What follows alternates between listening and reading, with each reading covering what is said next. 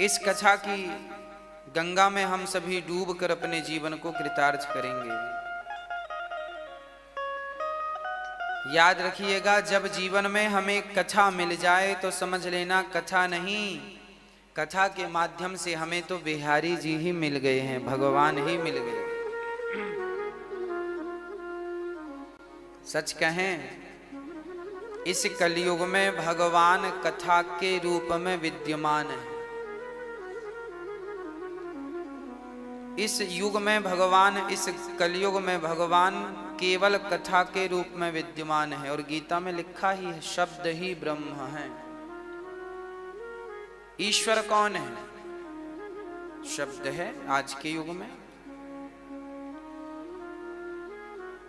भागवत, भाके कहे खुल जात भाग जीवन के, गाके कहे से गुमान मिट जाते। भागवत एक सरोवर है, भागवत एक जलाशय है।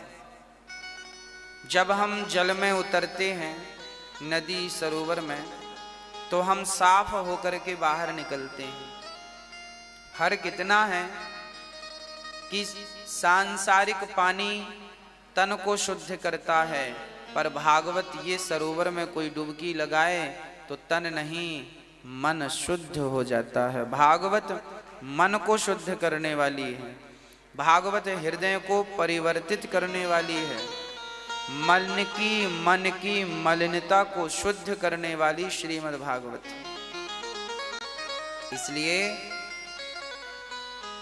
ज्यादा ना सही, थोड़ी ही सही, पर कथा हमें नित्य सुननी चाहिए। थोड़ी ही सही भाई, पर कथाएं रोज सुननी चाहिए, निरंतर सुननी चाहिए। कथा प्राणी मात्र को बदलने के लिए इस धरा पर है, और हम सभी बड़भागी हैं कि भागवत सुनकर अपने लोक को, परलोक को, अपने पूर्वजों को कृतार्थ कर रहे हैं सिर्फ कथा से। कितने लोग हमारे पास आए और उन्होंने हमसे कहा कि महाराज जी, हम कथा सुन सुन करके बहुत बदल गए, हमारा जीवन बदल गया, हमारा हृदय परिवर्तन हो गया, परिवर्तित हो गया, हम डिप्रेशन से निकल आए। ना जाने क्या क्या लोग बड़ी प्रसन्नता से हमें आकर के कहते हैं। बड़ा अच्छा लगता है, सुकून मिलता है कि देखो कथा सुनने से कितना सुख मिला लोगों को। ये पहली बार है जब लोग इतने खुश होकर ये कहते हैं कि हमें कथा सुनने से बहुत खुशी प्राप्त हो गई है।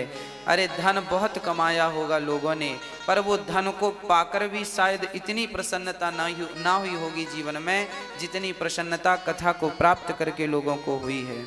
ये लोगों का कहना है, हमारा नहीं।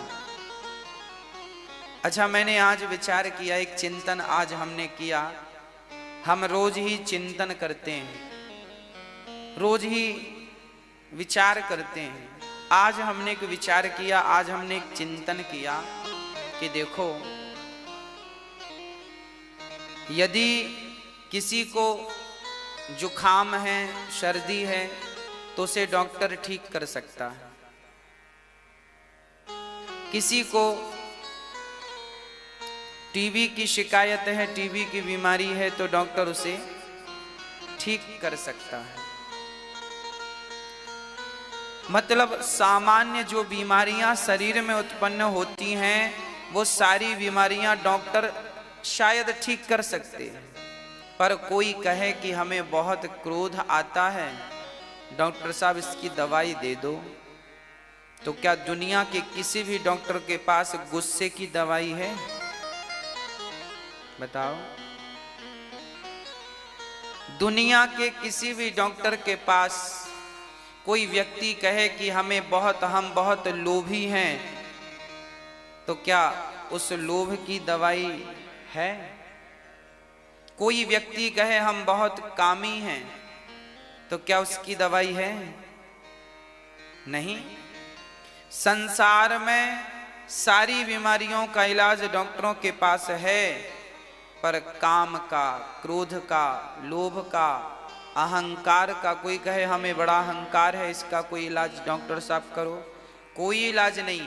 सच कहें तो दुनिया के डॉक्टर तो सामान्य बीमारियों का इलाज करते हैं, पर भागवत तो वो डॉक्टर है जो आपके काम क्रोध लोभ का इलाज करके आपको सदा सदा के लिए इलाज कर सकती है। इसलिए भागवत ही सबका मूल है, इसलिए हमें भागवत श्रवण करनी चाहिए।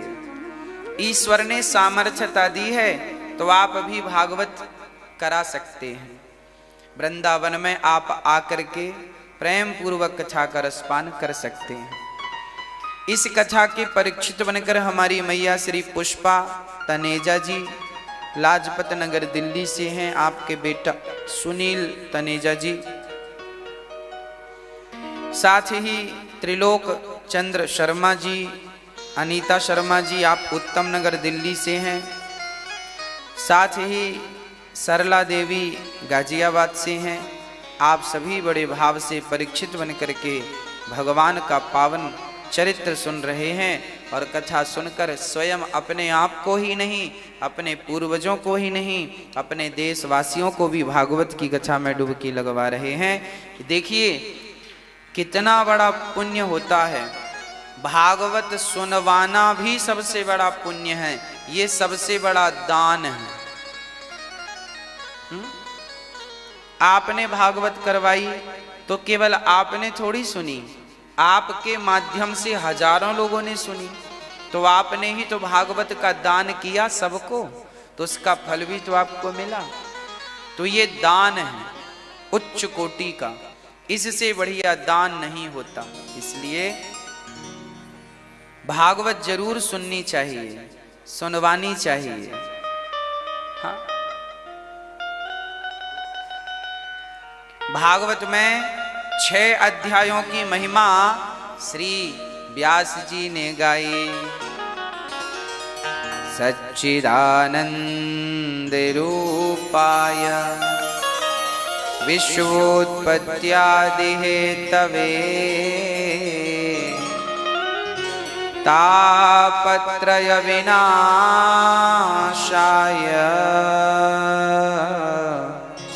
श्री कृष्णाय वयं नुमः।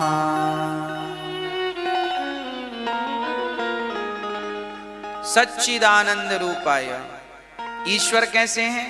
सत चित आनंद। देखिए भागवत कहां से शुरू होती है? भगवान के चिंतन से। तात्पर्य यह है कि कभी भी किसी भी हाल में भगवत चिंतन छूटे ना। सत चित आनंद। ईश्वर कैसे हैं? सत घन, चित घन, आनंद घन। भगवान सत्य हैं।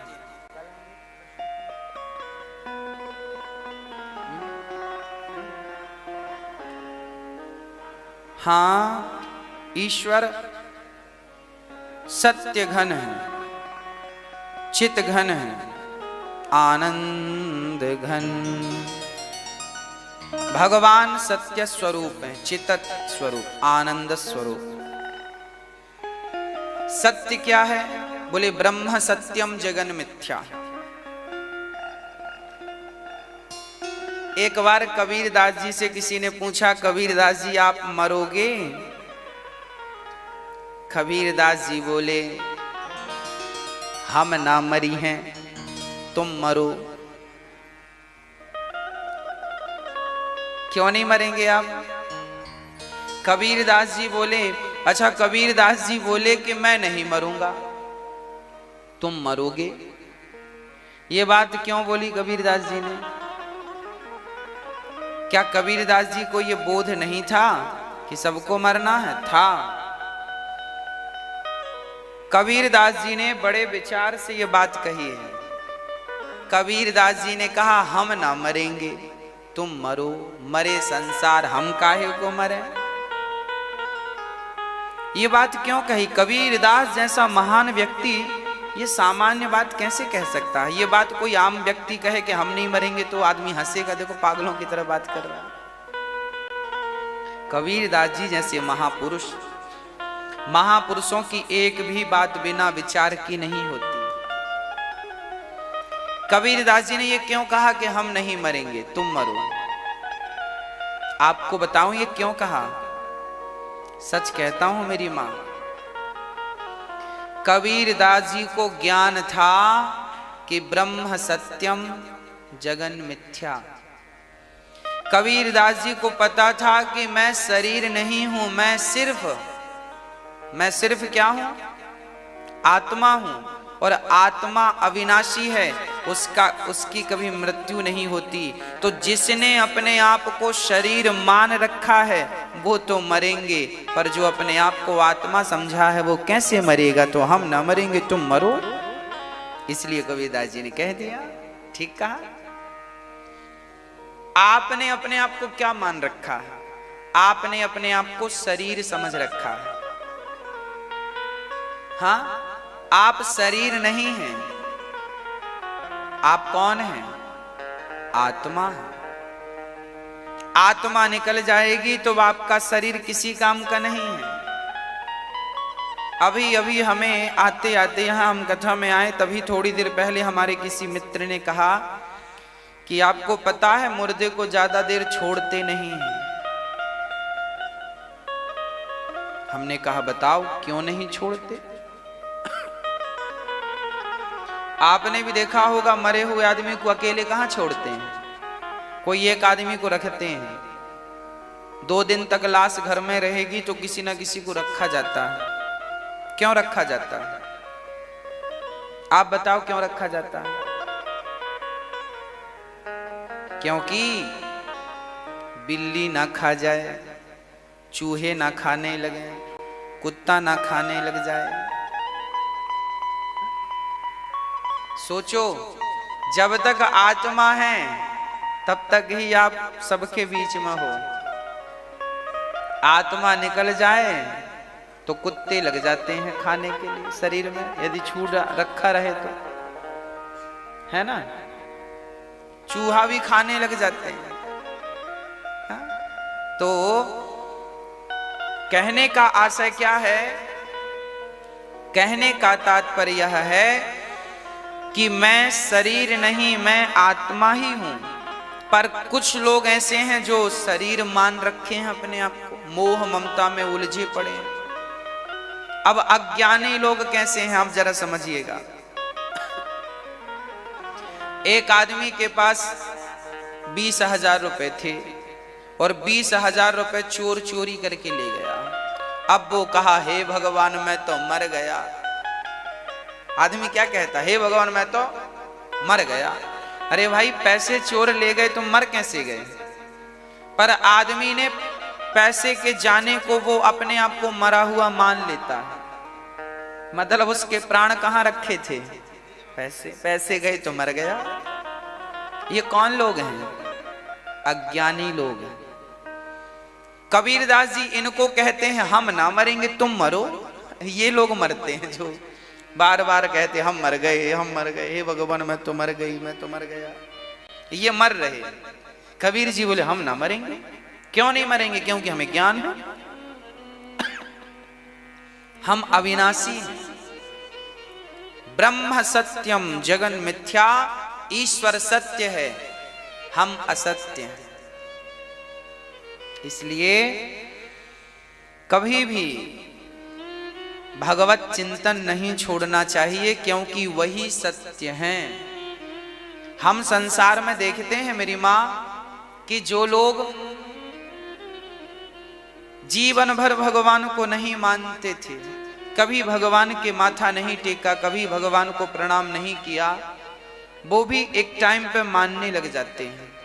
कुछ लोग तो कथा सुन के उनका अज्ञान मिट जाता है, सो मानने लग जाते हैं। पर कुछ लोग ऐसे होते हैं जो कथा नहीं सुनते फिर भी मानने लग जाते हैं। कब मानने लग जाते हैं? जब उनके अपने उन्हें दुत्कार देते हैं। जिनके लिए वो जीते थे, जिनके लिए जिनका उन्हें बड़ा गर्व था, अभिमान था, जब वही दुत्कार देते हैं तो फिर आदमी सीधा भगवान की तरफ मुंह करता है कि राम राम राम राम, हम कहां समय खपा रहे थे। तो अंतिम सत्य क्या है?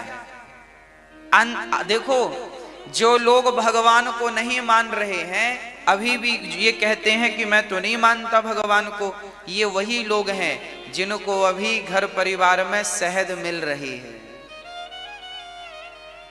हाँ, स्वाद मिल रहा है ना, पत्नी में स्वाद है, पति में स्वाद है, बच्चों में स्वाद है, पैसे में स्वाद है, अभी उलझे हैं ये। जब कहीं से ठोकर लगेगी, जहां ज्यादा प्रेम होता है, जब वहां से ठोकर लगती है, तब मन तुरंत भगवान की तरफ जाता है। अभी इन्हें ठोकर लगी नहीं है, इसलिए ठाकुर का दर्शन हुआ नहीं है। बस ठाकुर के दर्शन में देर नहीं है, बस ठोकर लगने का इंतजार है। हाँ, जाएगा कहां आदमी? आएगा तो उसी सत्य के पास। सच कहता हूं, यदि संसार सत्य होता तो लोग इसे छोड़ने की बातें ना करते। मैंने हजारों लोगों के मुंह से सुना है कि देखो भैया, ये संसार अपना नहीं है। आप जिंदगी जीकर ये अनुभव करते हैं कि संसार अपना, इसका मतलब ये अपना होता तो पराया सा लगता ही क्यों? हाँ, सच कहता हूं कि संसार तो सपना ही था, आपने जबरदस्ती अपना मान रखा था। अपने तो भगवान थे, मेरे तो गिरधर गोपाल, दूसरों ना कोई। हाँ, हमारी समझने में त्रुटि हुई है, हमने गलत को सही मान लिया था, इसलिए हमें परेशानी का सामना करना पड़ा। इसलिए कभी भी भगवान का त्याग ना करें, कभी भी भगवान को विस्मरण ना करें, कभी भी भगवान को भूले नहीं। हे नाथ, मैं आपको कभी भूलूं नहीं। ईश्वर कैसे हैं? सत्य स्वरूप है, वही सत्य है। जिनकी गोद में हमें एक दिन आना है, वही सत्य है और वही ईश्वर है। सत्य है ईश्वर, ब्रह्म सत्य। ईश्वर चित स्वरूप है। चित मतलब प्रकाश। प्रकाश मतलब हम सबके भीतर प्रकाश है। कौन सा प्रकाश? आत्मा का प्रकाश। हम सबके भीतर आत्मा है, वो आत्मा एक लाइट है, प्रकाश है।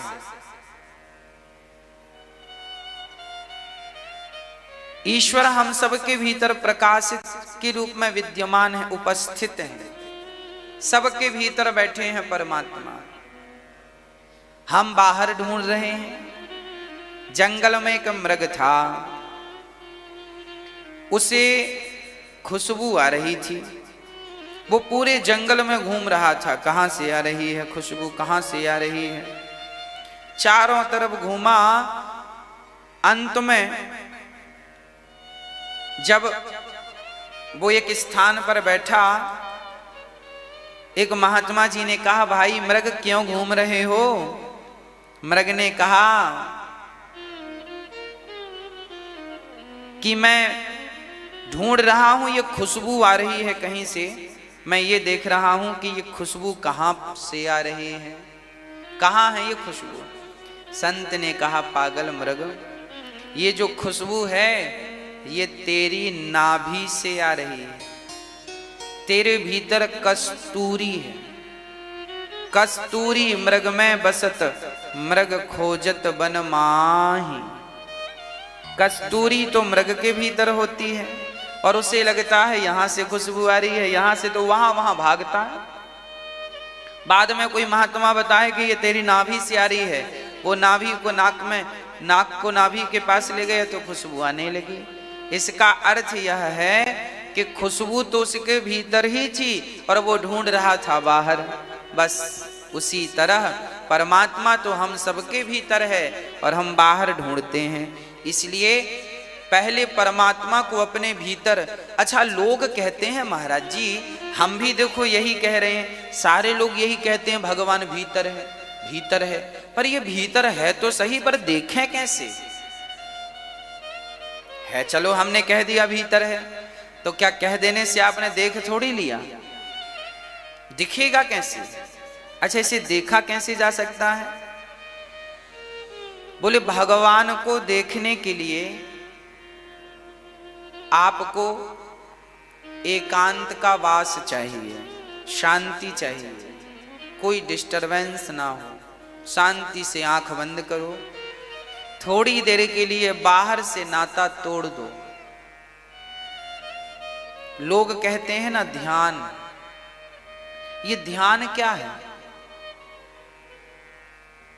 ये ध्यान क्या है?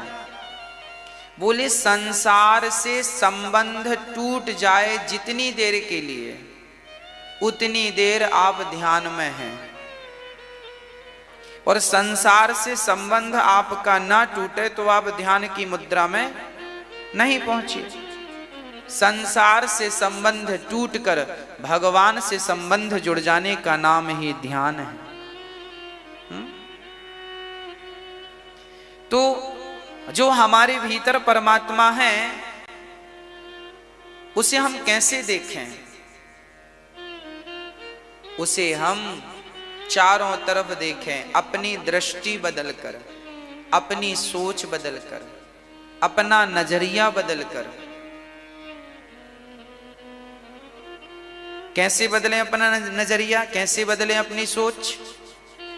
एकांत में बैठो और आंख बंद करके महसूस कीजिए, भाव बनाइए कि स्वयं बिहारी जी, स्वयं वो अखिल ब्रह्मांड नायक परमात्मा जो अकारण करुणा वरुणालय है, जो भक्त वत्सल है, करुणा निधान है, वो मेरे हृदय में समाया है, बैठा है। भाव बनाइए कि वही परमात्मा मेरे भीतर है, भाव बनाइए कि वही मेरे अंदर है।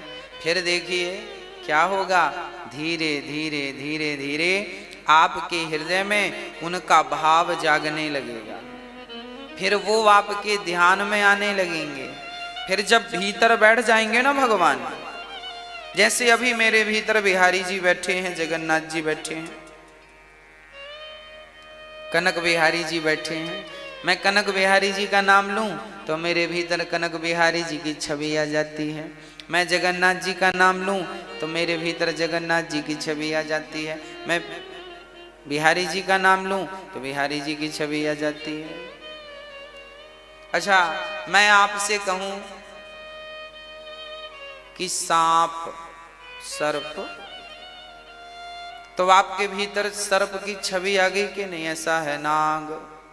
अब मैंने कहा हाथी, तो आपके भीतर कौन आया? हाथी की छवि, आकृति आ गई ना। एक इमेजिन कीजिए ना, एक भाव बनाइए ना कि हमने आपसे कहा हाथी, तो आपके भीतर हाथी की आकृति आ गई ना। देखो मेरे भीतर तो आ गई, आपके भीतर आई कि नहीं? आई तो हाँ वहां है, सिर भी हिलाते चलो ऐसे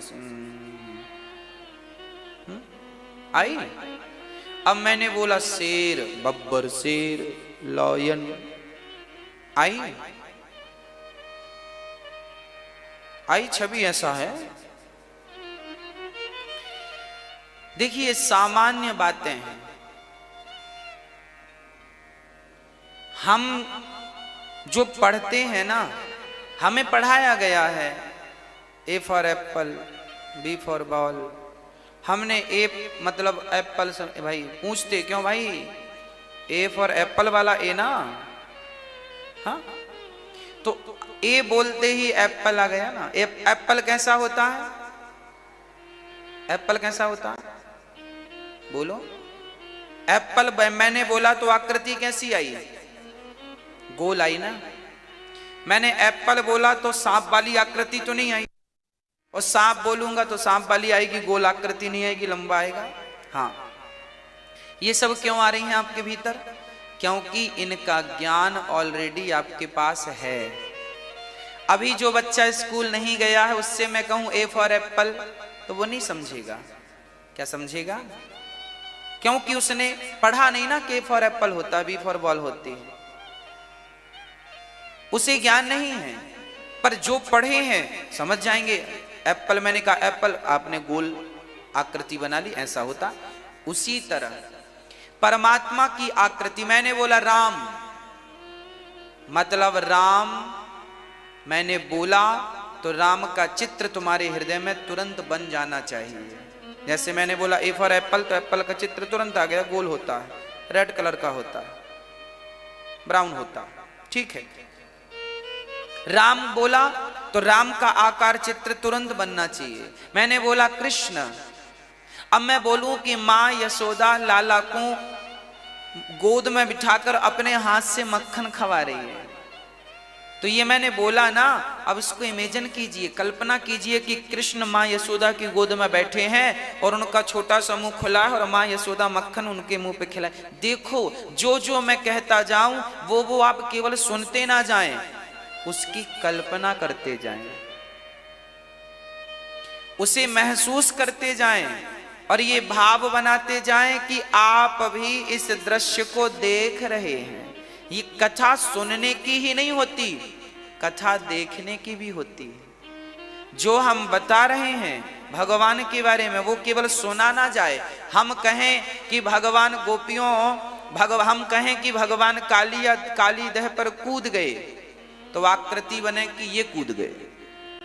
कैसे हम नदी में कूदते हैं वैसी आकृति बने, ये भगवान कूद गए। अब हमने कहा कि वहां एक बहुत बड़ा 100 फणों वाला नांग था, तो एक इमेजन हो, कल्पना हो, अच्छा इतना बड़ा नांग रहा। हाँ, फिर हम कहें कि भगवान उसके ऊपर चढ़ करके हर फण पर नृत्य करने लगे, तो आपके सामने वो आकृति आ जाए, कैसे नाच रहे हैं, कैसे झूम रहे हैं उसके ऊपर। उसका एक एक फण टूटने लगा और अंत में वो हाथ जोड़ करके कालिया नाग मानसिक रूप से, हे प्रभु मेरी गलती क्षमा करो। भगवान बोले तो यहां से चले जाओ। तो ऊपर आए भगवान और वो दृश्य हमारी आंखों के सामने होना चाहिए। यही ईश्वर का दर्शन है। बिहारी जी हमारे भीतर बसे हों, राम लला हमारे भीतर समाये हों, तिरुपति बालाजी हमारे भीतर रक्त में रमे हों, रोम रोम में जगन्नाथ जी रमे हों, नाम लेते ही बस आनंद में डूब जाओ। मैं अपने जीवन की एक घटना आपसे कह रहा हूं। जब हम वृंदावन से पढ़ करके अपने गांव गए थे, लगभग 2008 की बात है, 9 की बात होगी, 8-9 की बात है। जब हम वृंदावन से पढ़ करके 2008 में जब अपने गांव गए, तो हमें आज भी याद है कि हम एक मंदिर में, हमारे यहाँ मंदिर है सड़क में, रोड के किनारे, वहाँ हम बैठते हैं अक्सर।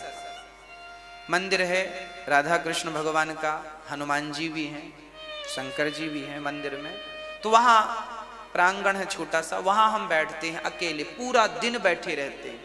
हमारी जब तक हम अपने गांव में थे तो हमारी आधी जिंदगी केवल मंदिर में बैठकर गुजरी है। कोई ना हो तो अकेले बैठे रहते। एक दिन मैं बैठा था मंदिर में, तो कोई हमारे गांव के, पड़ोस के गांव के एक भैया जी आए और उन्होंने हमसे कहा कि आप वृंदावन के बारे में बताइए। बस आज भी मुझे वो दृश्य, वो वाक्य याद है कि जब उन्होंने पूछा कि आप हमें वृंदावन के बारे में बताइए, तो मैंने उनके मुंह से केवल वृंदावन सुना। मैं पढ़ के यहीं से गया था वृंदावन से, और जब मैंने उनके मुंह से वृंदावन सुना तो केवल वृंदावन सुनते ही आंखों से झरझर आंसू गिरने लगे। मतलब वृंदावन का जब कोई नाम लेता है ना, तो संपूर्ण वृंदावन दिख जाता है, और उस वृंदावन में, संपूर्ण वृंदावन के मध्य में बिहारी जी का दर्शन हो जाता है। और दर्शन होने के बाद वो याद आ जाती है कि हम कभी वृंदावन थे। उस टाइम पे तो हम नहीं थे वृंदावन, वहां थे, तो एक याद आ गई कि हम कभी वृंदावन थे तो बिहारी जी का दर्शन करने जाते थे। मतलब वो बिहारी जी के साथ बिताया हुआ हर पल, वृंदावन में गुजारा हुआ हर वो पल याद आने लगा। केवल कोई वृंदावन कह देता था उस टाइम पे तो आंखों से आंसू आने लग जाते थे, आंखों से बस निरंतर आंसू, केवल वृंदावन का नाम सुनते ही। शायद वही आंसू बिहारी जी को पसंद आए और इसी कारण उन्होंने सदा सदा के लिए मुझे वृंदावन बुला लिया कि तुम यहीं रहो। हाँ, वो पुकार में चाहत से कोई नहीं था कि नहीं बिहारी जी मुझे बुला लो, बस याद थी, एक प्रेम था, एक लगाव था, एक स्नेह था। कहने का तात्पर्य यह है कि ध्यान, हम कहते हैं ना भगवान भीतर है, पता नहीं आपको ये विश्वास है या नहीं, पर मैं महसूस करता हूं कि ईश्वर भीतर भी है और बाहर भी है। जहां, बस आपको मैं आज एक चीज स्पष्ट कर दूं कि जहां आपकी दृष्टि जा रही है वहां ईश्वर ही है, कुछ नहीं है उसके सिवा। कोई इसे स्वीकार करे ना करे।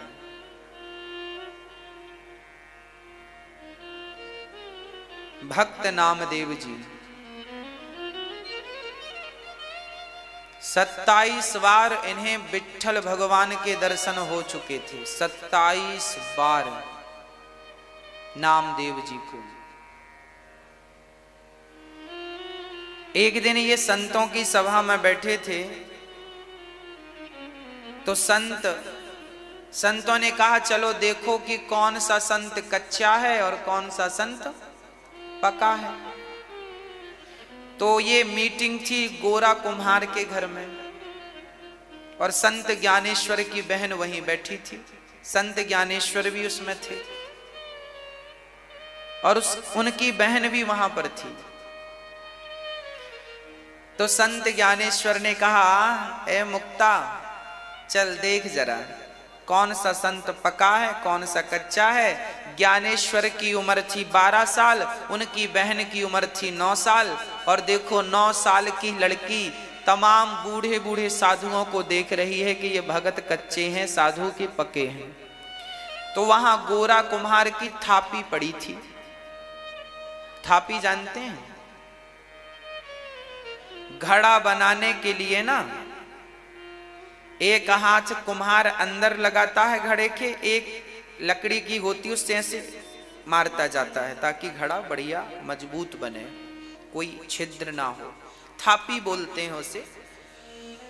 तो उस थापी में माटी लगी थी, मिट्टी, भाई कुम्हार की थापी है तो माटी लगी। उस माटी की, उस लकड़ी की थापी में जो गंदी मिट्टी से सनी थी, वो 9 साल की मुक्ता उठाकर साधुओं की पीठ में मारने लगी। मार के जैसे घड़े को ठोक के देखते हैं ना कच्चा की पक्का, तो साधुओं को मारने लगी। एक साधु को मारा तो वो साधु चुप रहे। मुक्ता बोली हाँ ये पक्का है। दूसरे को मारा, दूसरा चुप रहा, हाँ हाँ हाँ ये पक्का है। तीसरे को मारा, तीसरा साधु चुप रहा, हाँ हाँ ये पक्का है। जब नामदेव जी को मारा तो नामदेव जी को लगा, हे भगवान, ये छोटी सी छोरी मोकू मेरी परीक्षा लेगी। नामदेव जी को अपनी भक्ति का अहंकार आ गया कि देखो मैं इतना बड़ा भगत हूं कि 27 बार मैंने विट्ठल भगवान के दर्शन किए। और जब मुक्ता ने मारा एक थापी तो नामदेव जी ने बोले, पागल हो गई है, तेरा दिमाग खराब हो गया, मेरे जैसे साधु की परीक्षा लेगी। तो मुक्ता ने कहा, भैया बाकी तो सब साधु पक्के हैं, ये नामदेव ही कच्चा है, ये कच्चा है। अब नामदेव जी बड़े रोए, हे भगवान मेरा तो अपमान कर दिया सारे संतों के बीच में। संत नामदेव जी तुरंत दौड़े दौड़े विट्ठल भगवान के पास गए। हे विट्ठल भगवान दर्शन दो। अच्छा, विट्ठल भगवान दर्शन देते थे नामदेव जी। नामदेव जी से विट्ठल भगवान अत्यधिक प्यार करते थे। भगवान स्वयं नामदेव को अपने हाथ से दूध पिलाते थे, इतना प्यार करते थे। आज नामदेव जी ने कहा कि विट्ठल आज देखो मेरा अपमान कर दिया, सबने कह दिया मैं कच्चा साधु हूं, तुम बताओ क्या मैं कच्चा हूं? तो विट्ठल भगवान प्रकट होकर के नामदेव को हृदय से लगाकर बोले, बेटा तुमने मेरा दर्शन तो आज 28वीं बार कर लिया, पर तुम सचमुच अभी कच्चे हो। ये कौन बोल रहा? स्वयं भगवान बोल रहे हैं कि नामदेव तुम कच्चे हो। तो नामदेव ने कहा फिर आप बताओ मैं पकूंगा कैसे? कहा कि जाओ यहां से कुछ दूर पर जंगल में खेचर नाम के संत बैठे हैं, उनके चरण पकड़ना, वो जो तुम्हें मंत्र दें उसका जाप करना, उनकी आज्ञा का पालन करोगे तो पकोगे। अच्छा ठीक है। संत ज्ञानेश्वर चले, संत नामदेव जी चले, नामदेव जी चले, खेचर ऋषि बैठे थे, वो शिवलिंग के ऊपर पांव रख के सो रहे थे। वो भी अद्भुत साधु थे, शंकर जी के ऊपर पांव रख के बड़ी आराम फरमा रहे थे। नामदेव जी ने कहा ये बाबा तो पागल है, देखो शंकर जी के ऊपर पांव रखा है, ये हमें क्या ज्ञान देगा? तो नामदेव जी जाने लगे। तो खेचर साधु बड़े उच्च कोटि के थे, उन्होंने कहा बेटा नामदेव कहां जा रहे हो? नामदेव ने कहा आए तो थे ज्ञान लेने आपसे, पर आप तो बड़े मूर्ख हैं। क्यों हमें मूर्ख कह रहे हो? तुम शंकर जी के ऊपर पांव रख के सो रहे हो इसलिए। तो नामदेव जी से ज्ञानी संत खेचर ने कहा कि देखो मैं बुढ़ा हो गया हूं, हाथ पांव तो हिला नहीं सकता, एक काम करो तुम ही मेरे पांव पकड़ के शंकर जी के बाजू में रख दो। तो नामदेव जी ने बाजू में पांव कर दिए, जहां पांव किया तो शिवलिंग फिर वहां प्रकट हो गया, फिर घुमाया तो शंकर जी फिर प्रकट हो गए। जहां जहां खेचर ऋषि के पांव गए वहां वहां शंकर जी 12 बार खिसकाया तो 12 ज्योतिर्लिंग प्रकट हो गए। नामदेव चरणों में गिर पड़े, महाराज आप हो कौन? तब उन्होंने कहा खेचर संत ने, बेटा जहां जहां मेरे पांव गए वहां वहां भगवान, तू ये तो बता, तूने कहा कि पांव भगवान की तरफ क्यों किया है? अच्छा ये बताओ अभी आपके पांव जिस तरफ हैं क्या उस तरफ भगवान नहीं है? देखो अभी मेरा पांव एक इस तरफ है, एक पांव इस तरफ है, तो क्या इस तरफ भगवान नहीं है? वो ऐसी कौन सी दिशा है जहां भगवान ना हो, और जहां भगवान ना हो फिर हम उसी तरफ पांव किया करें? कौन सी जगह है? तब नामदेव जी कहते हैं सच कहा आपने, इस सृष्टि में ऐसी कोई सी दिशा ऐसी नहीं है, कोई सा स्थान ऐसा नहीं है जहां परमात्मा ना विद्यमान हो। हर जगह हरि व्यापक सर्वत्र समाना, प्रेम ते प्रगट हो ही मैं जाना। कहां भगवान नहीं है? सब जगह है, सर्वत्र है।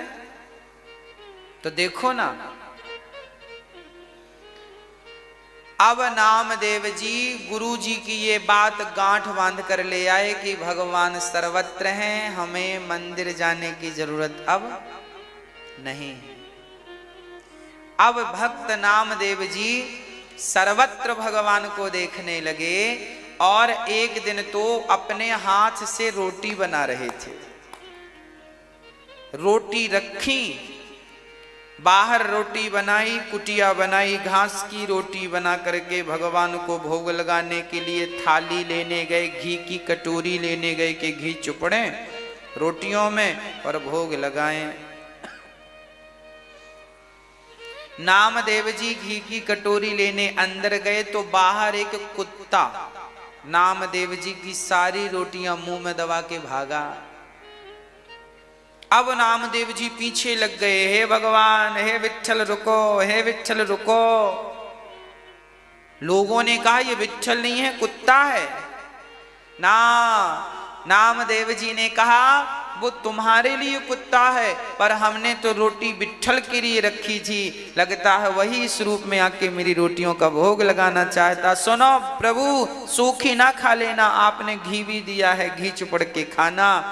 जब कुत्ते के पीछे विट्ठल समझकर दौड़े तो भगवान प्रकट हो गए। वाह विट्ठल, अब तुम पक गए, अभी तक तुम कच्चे साधु थे। कच्चे साधु इसलिए थे कि तुम केवल मेरा दर्शन मंदिर में करते थे, अब तुम पक इसलिए गए क्योंकि हर जीव में अब तुम मेरा दर्शन करने लगे हो, इसलिए तुम पक गए हो। इससे हमें भी पता चलता है कि हम कच्चे हैं कि पक्के। यदि हमें बिहारी जी के मंदिर में केवल बिहारी जी का दर्शन होता है तो हम कच्चे हैं, और जब हमें बिहारी जी का दर्शन कण कण में होने लग जाए, सब में होने लग जाए, जब हर स्त्री में बिहारी जी दिखने लग जाएं, हर पुरुष में बिहारी जी दिखने लग जाएं, हर वस्तु में बिहारी जी दिखने लग जाएं, तब समझ लेना कि तुम पक गए हो। यही परिपक्वता है। अभी हमें बिहारी जी कहाँ दिखते हैं? केवल मंदिर में। अब हमें ऐसी दृष्टि बनानी है कि केवल मंदिर में नहीं, वो सब जगह दिखें, ऐसा भाव रखना है, तभी हमारी भक्ति पकेगी। और तभी अंदर जो हम कह रहे हैं कि अंदर देखना है, तभी अंदर देखना संभव है ना? तभी अंदर देखा जा सकता है। विश्वास है तो भगवान, आप उस कसौटी से गुजर रहे हैं। हाँ,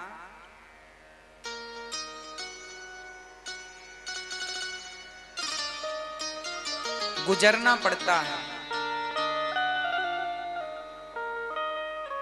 अरे मंदिर में बैठी मूर्ति भी, मंदिर में बैठे भगवान भी छैनी और हथौड़े की चोट से गुजरते हैं। पत्थर भी यदि छैनी और हथौड़ों की चोट खाकर टूट जाए तो वो पत्थर भगवान कहां बनता है? हमारी और आपकी कसौटी में पत्थर खरा उतरता है तो वो पत्थर भगवान बनाया जाता है। भगवान की कसौटी में जब भक्त खरा उतरता है तो भगवान उसे अपने पलकों पे बिठा के रखते हैं। इसलिए आपको केवल खरा उतरना है, खरा उतरना है। विश्वास ना जाने दीजिएगा। ईश्वर चित स्वरूप है, आनंद स्वरूप है, सतचित आनंद। भगवान ही आनंद के सागर हैं, इसलिए उन्हें भुलाया ना जाए, उन्हें विस्मरण ना किया जाए। श्री भगवान जो सारे दुखों का नाश करते हैं, से भगवान को राधा सहित हम प्रणाम करते हैं। सुखदेव भगवान को भी प्रणाम करते हैं। यम प्रव्रजन्त मनुपेत मपेत कृत्यम द्वैपायनो विरह कातर आजुहाव पुत्रेति तन्मयतया तरवोभिने दुस् तम सर्वभूत हृदयं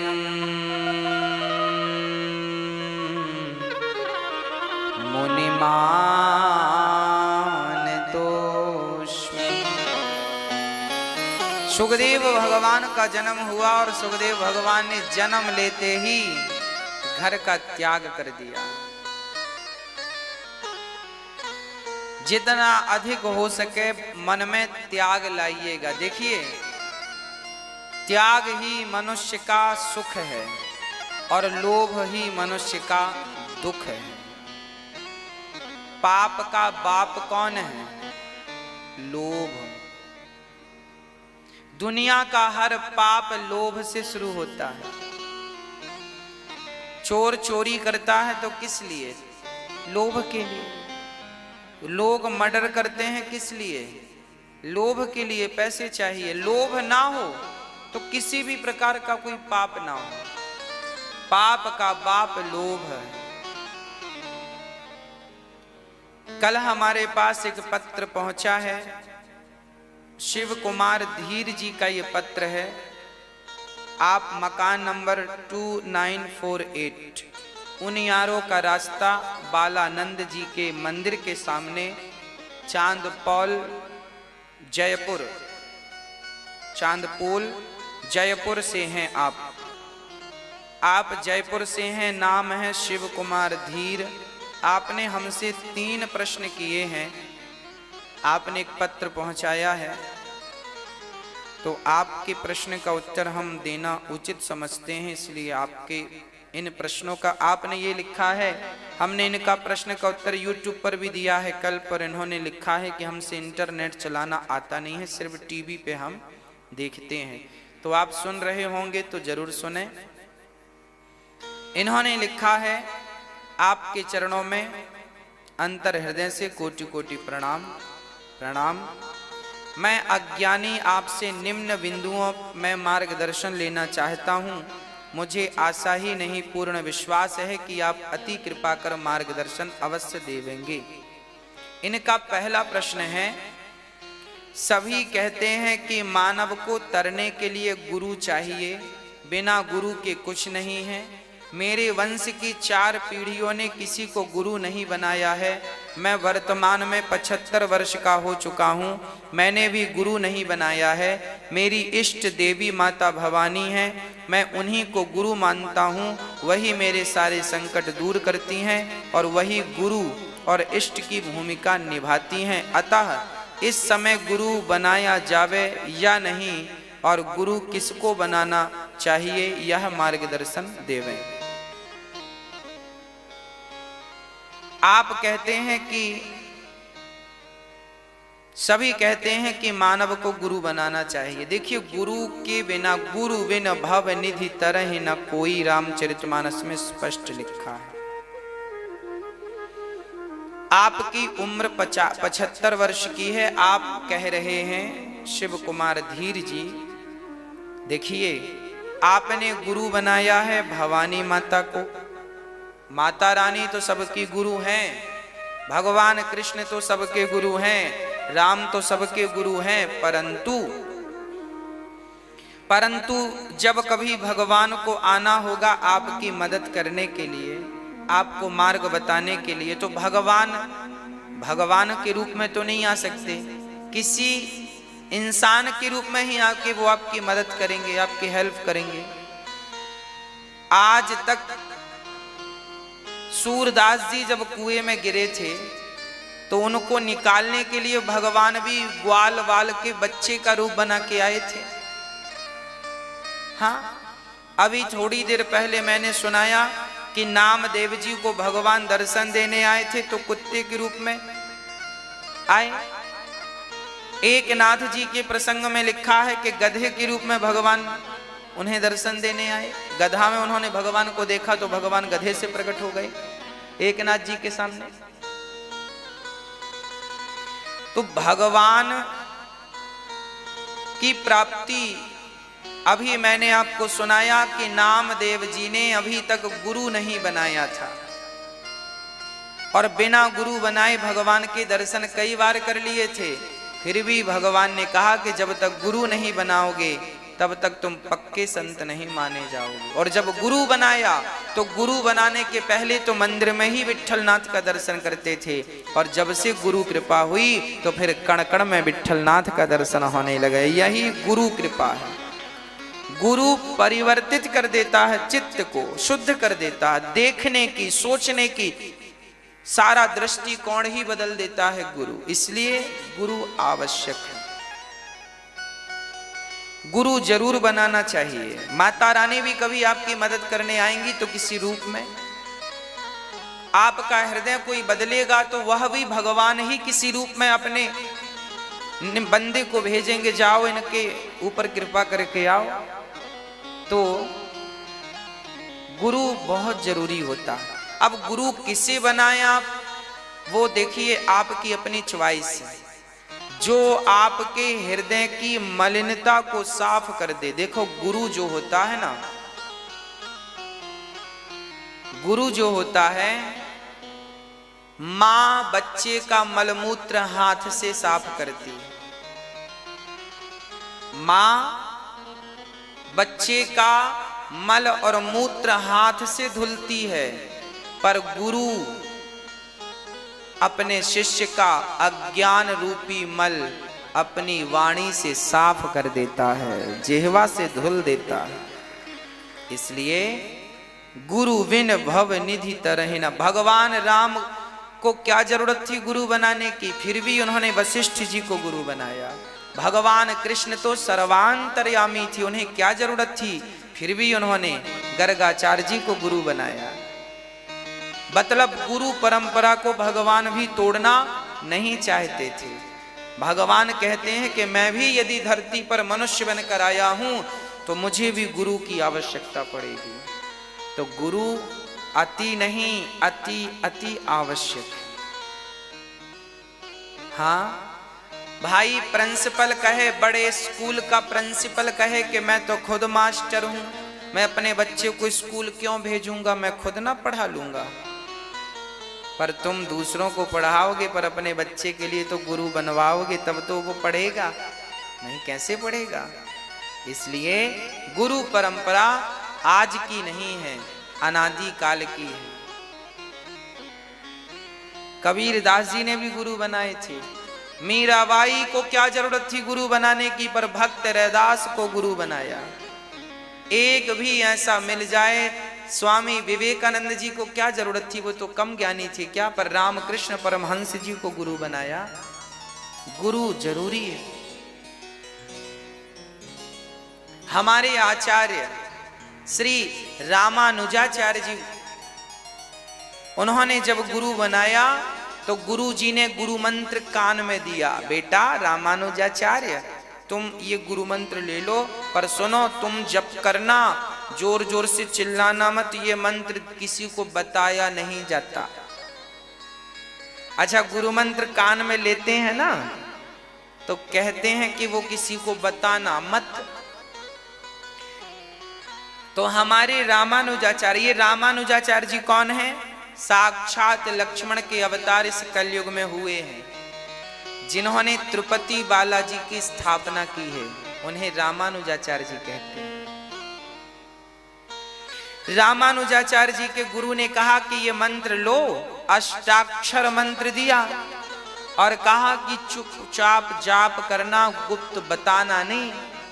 और रामानुजाचार्य जी तो बालक थे, वो मंदिर के ऊपर गुम्मज में चढ़ गए और ऊपर सवेरे 4 बजे उठो उठो, हमारे गुरुजी ने ये मंत्र दिया है, जपो, सब लोग जपो, ऊपर से चिल्ला रहे हैं।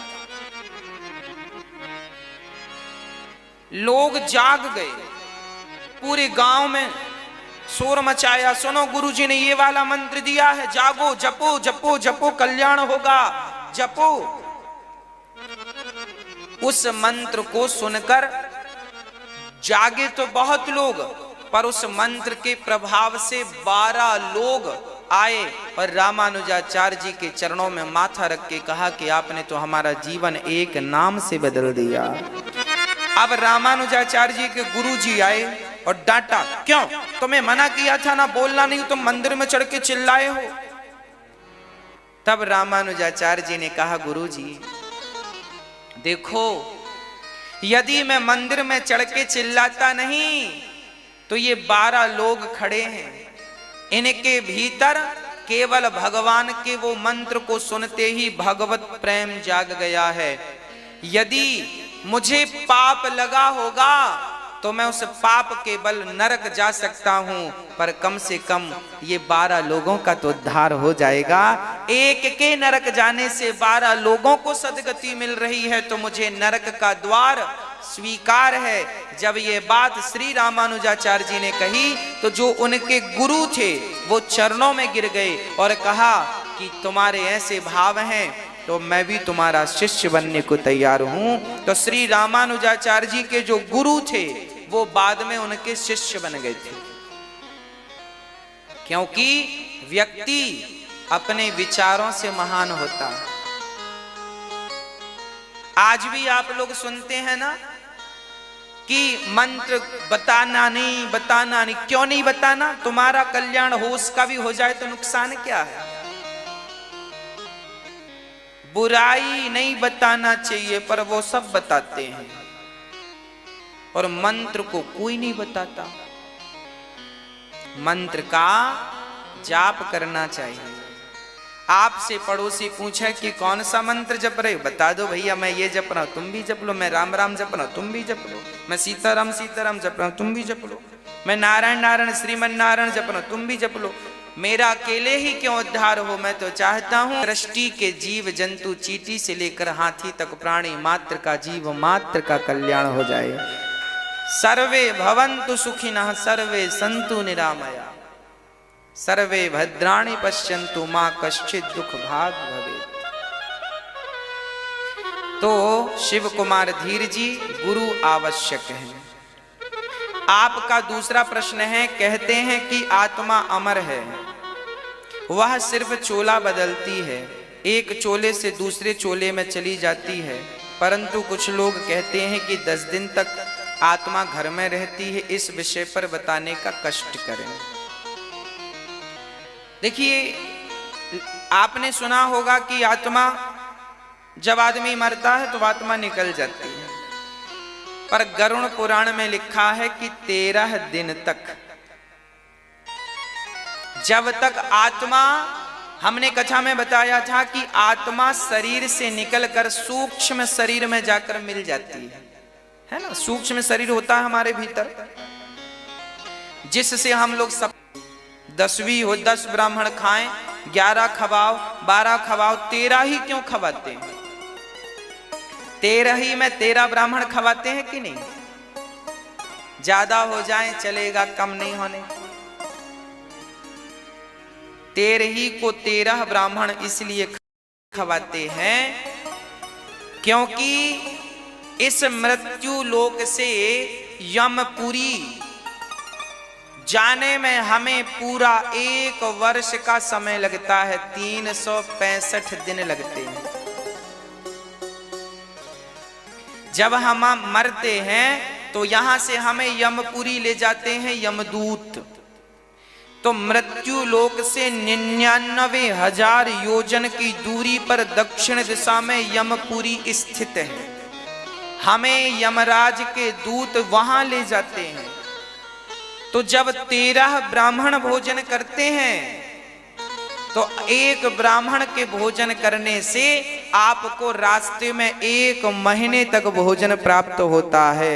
2 ब्राह्मण के भोजन करने से 2 महीने भोजन प्राप्त। 13 ब्राह्मण इसलिए क्योंकि 3 साल में 1 वर्ष ऐसा होता है जो 13 महीने का होता है। पुरुषोत्तम महीना बढ़ता है कि नहीं?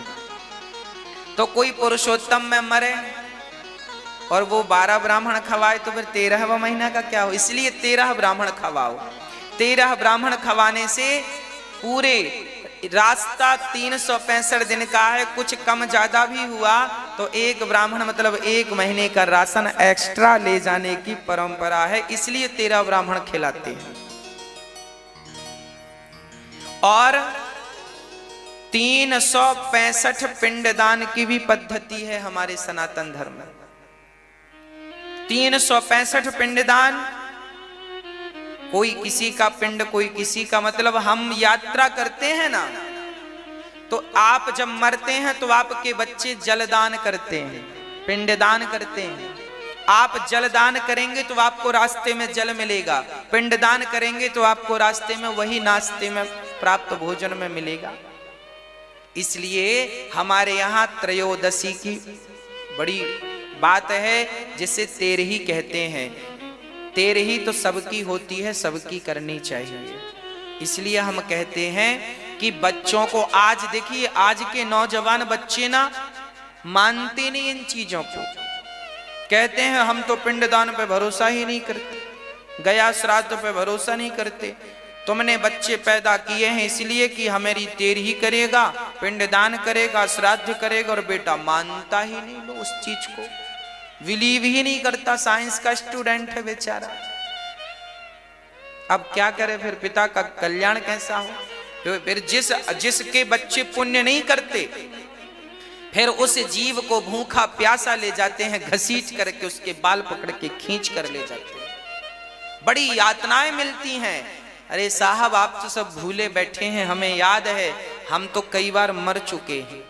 मर तो आप भी चुके हैं कई बार, पर आपको याद कुछ नहीं। आप जब चलेंगे उस रास्ते में तो आपको बहुत लोग दिखेंगे घसीटे ले जा रहे हैं। ये वही लोग हैं जिनके अपने बच्चों ने न तेरही करी, ना इनके नाम से कोई, ना इन्होंने खुद से चलो तुम्हारा बेटा तेरही ना करे तो कम से कम तुम अपने जीते जी यदि तुमने किसी को खिलाया पिलाया है तो वही तुम्हें प्राप्त हो जाएगा, पर वो भी तो नहीं किया। जीते जी ना किसी को भोजन कराया, ना किसी को रोटी खिलाई, ना किसी प्यासे को पानी पिलाया, ना किसी की तकलीफ दूर की, तो फिर तुम्हारी तकलीफ दूर करने कौन आएगा? जो तुम बो रहे हो वो अपने लिए ही तो बो रहे हो, जो कर रहे हो वो अपने लिए ही तो कर रहे हो, किसी और के लिए थोड़ी कुछ कर रहे हो आप लोग। आज आप लोग दान करते हैं, किसके लिए दान कर रहे हैं? आप अपने लिए ही तो कर रहे हैं। जो आप कर रहे हैं उसका फल किसी और को नहीं मिलेगा, आपका आपको ही मिलेगा। इसलिए बेटा करे बाद में सो करे, करे ना करे, पर तुम जीते जी अपने हाथ से अपना सब कुछ करते हुए जाओ।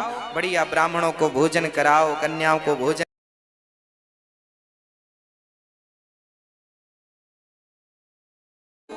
आपका प्रश्न था कि 10 दिन तक आत्मा घर में ही रहे। 10 दिन तक नहीं, जब तक तेरही नहीं हो जाती तब तक सूक्ष्म शरीर घर में ही रहता है।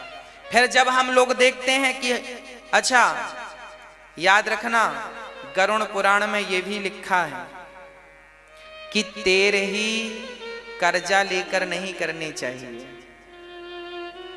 तेरही कर्जा लेकर नहीं करना चाहिए।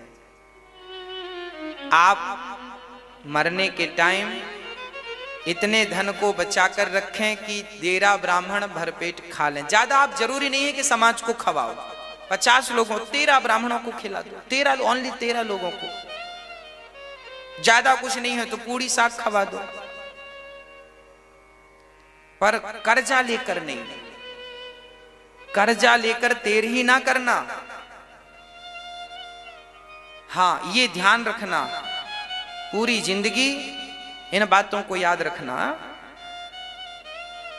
ये सारी चीजें बच्चों को देखो, आपके बच्चे यदि कथा सुन रहे होंगे और मेरी ये बात सुन रहे होंगे तो बिल्कुल बच्चे आपके लिए श्रद्धा से सब कुछ करने के लिए जागरूक हो रहे होंगे कि हाँ हमें भी ये करना चाहिए, लिखा है शास्त्रों में। अब देखो कोई माने ना माने विषय अलग है, पर जो लिखा है वो सत्य लिखा है। हाँ, ये अनादि काल से चला आ रहा है।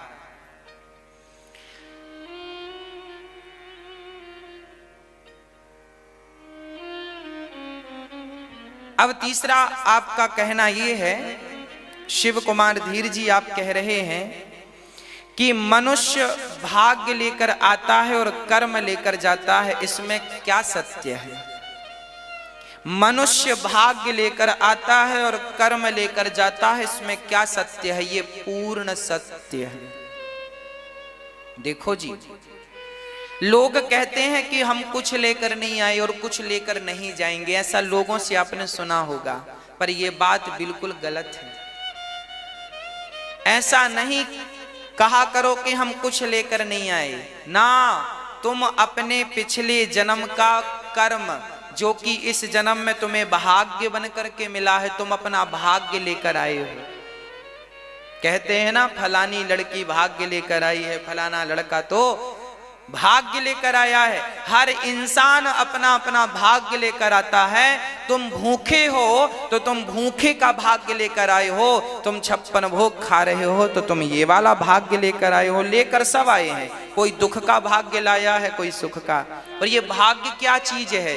पिछले जन्म में तुमने जो अच्छा कर्म किया था, बुरा कर्म किया था, वही इस जन्म में तुम्हें भाग्य के रूप में प्राप्त हो रहा है। अच्छा, लेकर क्या आए हो? कोई कहता ना खाली हाथ आते हैं, नहीं नहीं, खाली हाथ कोई नहीं आता, सब अपना भाग्य लेकर आते हैं। अच्छा, लेकर जाना क्या है? बोलो। लेकर के कर्म जाते हैं। भाग्य जो कल किया था अच्छा, वो तो इस जन्म में भोग भोगा के खत्म कर दिया है ना। अब यहां से क्या करना है? यहां अच्छे अच्छे कर्म करना है, तो जो तुम अच्छा या बुरा कर्म करोगे वो तुम्हारे साथ जाएगा। धर्मानुगो गच्छति जीव एकः। मैं अमेरिका गया 1000 रुपए लेकर, खाली हाथ नहीं गया, 1000 रुपए अमेरिका गया लेकर, 1000 रुपए लेकर गया, और वहां फिर मैंने उस 1000 रुपए से मैंने काम धाम शुरू किया। तो मैं चाहूं तो शराब पीकर गलत काम करके 1000 रुपए खत्म भी कर सकता हूं, और मैं चाहूं तो उस 1000 के 10,000 बना लूं, 10,000 के 1 लाख बना लूं, 1 लाख के 2 लाख बना लूं, 2 लाख के 50 लाख बना सकता हूं। तो देखो, आप सब भाग्य की पूंजी लेकर आए हैं। अब आप उस भाग्य से चाहो तो अपना भाग्य और बढ़ा लो, चाहो तो अपना भाग्य घटा लो, मर्जी तुम्हारी है, स्वतंत्र हो तुम, सब तुम्हारे हाथ में है। को न काहू को सुख दुख कर दाता, निज कृत कर्म भोग सब भ्राता।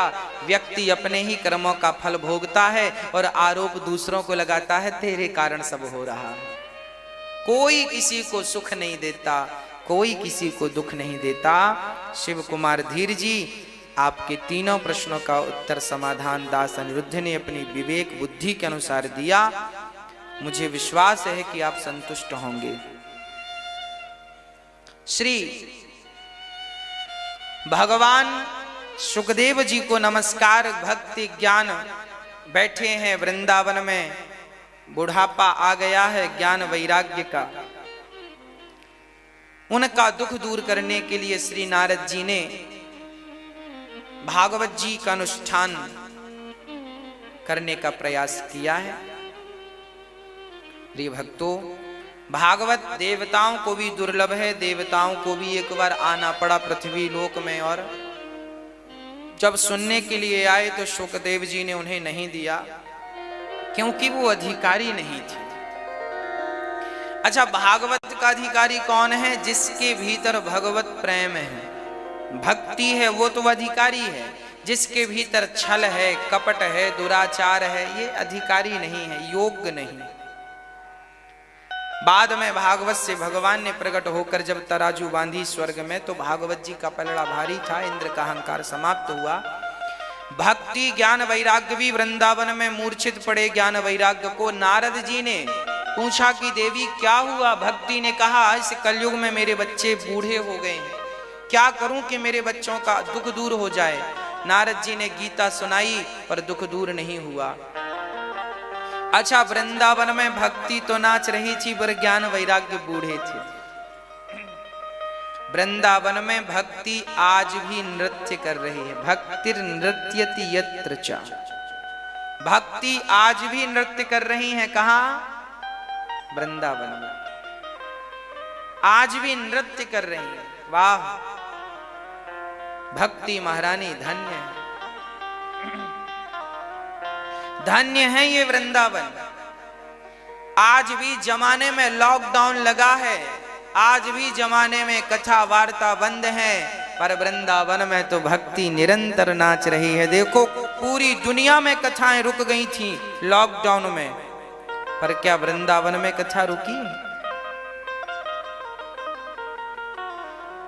ये प्रत्यक्ष प्रमाण है कि भक्ति नृत्यति यत्र चा।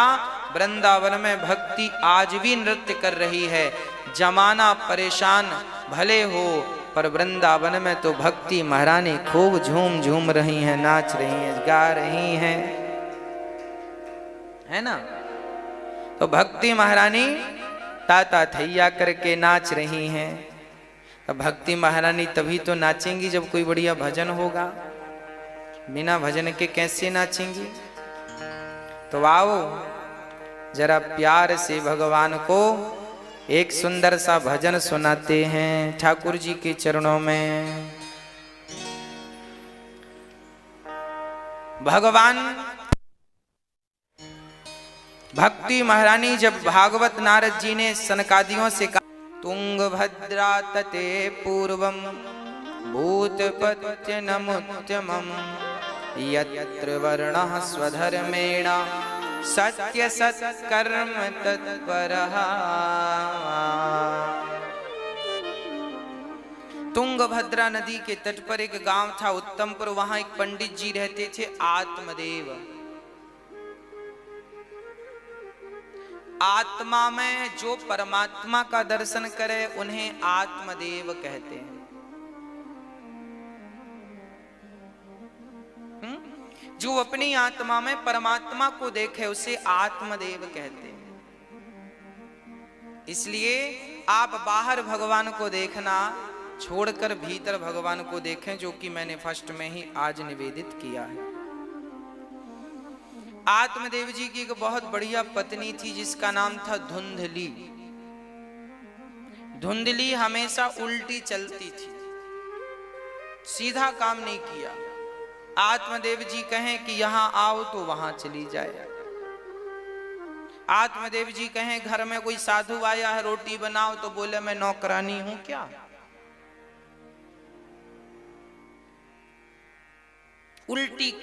उल्टे काम, सीधे काम नहीं। धुंधली नाम ही था बेचारी। धुंधलापन जीवन में जब हो जाए तो मोतियाबिंद हो जाए किसी को तो धुंधला धुंधला दिखता। बस जीवन में यही धुंधलापन ही धुंधली है। स्पष्ट नहीं था उसके जीवन में कुछ भी। कोई निर्णय नहीं लेती थी, वो गलत निर्णय लेती थी। एक दिन आत्मदेव जी गंगा स्नान कराने ले गए, चलो नहवा दें शायद ठीक हो जाए। तो गंगा नहवाने ले गए तो आत्मदेव जी ने कहा वहां मत जाना, गहरा है। नहीं नहीं मैं तो जाऊंगी। अब लो भैया, अब गई तो गंगा तो धार तेज है, बह गई। जब बही तो मछुआरे आए, पंडित जी कहां बही तुम्हारी पत्नी। आत्मदेव जी बोले इस तरफ जाल डालो। मछुआरों ने कहा जल की धार तो इस तरफ से ही आ रही है, कोई बहेगा तो इस तरफ बहेगा, उल्टा थोड़ी ऊपर की तरफ बहेगा। आत्मदेव जी बोले तुम नहीं जानते, तुम ऊपर की तरफ जाल डालो, मेरी पत्नी वहीं मिलेगी। क्यों? बोले जीवन भर उल्टी चली है, बही होगी तो उल्टी ही बही होगी, इसलिए जाल यहां डालो। उल्टी चली, तंग आ गए पत्नी से आत्मदेव जी, उल्टी सीधी चलती नहीं। आत्मदेव जी ने ऐसी पत्नी के साथ गुजारा किया जो कभी सीधी नहीं चली, अर्थात कभी सीधी बात, सीधे मुंह बात ही नहीं करती, फिर भी संतुष्ट आत्मदेव जी प्रसन्न। अच्छा, आत्मदेव जी अपनी पत्नी से दुखी बिल्कुल नहीं थे। आत्मदेव जी अपनी पत्नी से बहुत खुश थे। यदि आत्मदेव जी दुखी थे तो पड़ोसियों से दुखी थे। पड़ोसियों से कैसे? बोले पड़ोसी ताना मारते थे तुम्हारे बेटा नहीं है। अच्छा, आत्मदेव जी के बेटा नहीं था तो लोग ताने बहुत मारते थे कि बेटा नहीं है, बेटा नहीं है। आत्मदेव जी बहुत परेशान हो गए। एक पड़ोसी आया, बोले आत्मदेव जी उस समय पूजा कर रहे थे, सवेरे का वक्त था। पड़ोसी ने कहा ये पूजा उजा ना किया करो। क्यों? बोले तुम्हारे बेटा तो हुआ नहीं, पूजा करते बुढ़ापा आ गया, भगवान ने सुनी तो है नहीं, तो पूजा क्यों करते हो? अच्छा, ऐसी बातें कहने वाले लोग मिलते हैं आपको। क्यों कर रहे हो पूजा? कुछ मिला तुम्हें क्या? मतलब लोग ना पूजा इसलिए करते हैं कि कुछ मिले, ये जानते नहीं कि पूजा क्या होती है। अरे पूजा भगवान से प्रेम ही पूजा है, और भगवान से हम प्रेम करें तो कोई चाहत रख के ना करें कि ये दे दो ना, कुछ मत दो। भगवान जैसे रखें राम जी रहना चाहिए। जैसे रखें राम जी रहना चाहिए, और सीताराम सीताराम कहना चाहिए। अब श्री आत्मदेव जी पड़ोसी की बात सुने तो उन्हें बड़ा बुरा लगा। घर छोड़ के निकल गए, अब मैं आत्महत्या कर लूंगा। देखो, ज्ञानी आदमी भी ना कई बार परेशान हो जाता। आत्मदेव जी ज्ञानी तो थे पर पड़ोसियों से बड़े तंग।